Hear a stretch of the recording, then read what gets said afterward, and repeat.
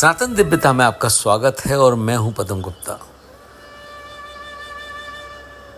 कबीर वाणी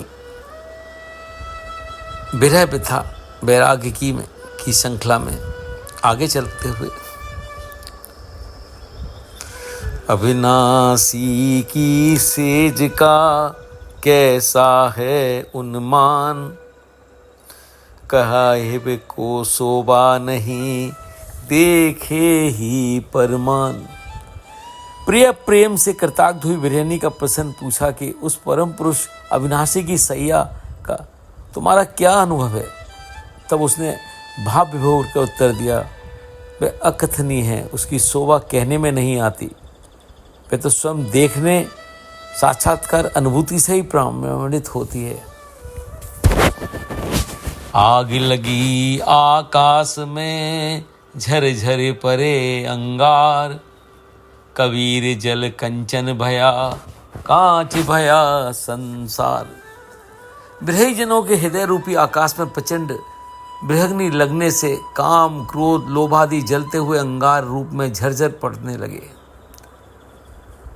कबीर साहब कहते हैं, इससे प्रभु प्रेमियों के बिरही जनों तो शुद्ध स्वर्ण समान हो गए, परंतु सारे जन तो यूं ही कांच समान रहे, क्योंकि वे प्रभु की विराग्नि से वंचित थे।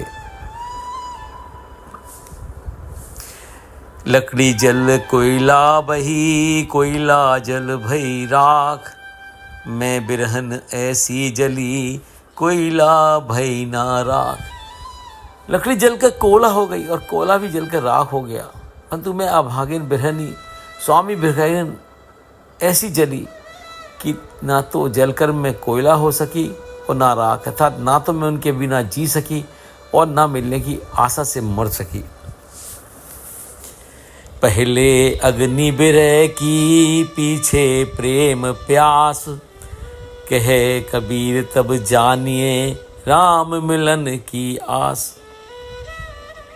पहले हृदय में स्वामी की विरहग्नि लगती थी, फिर उसके पश्चात प्रेम की प्यास बढ़ती है।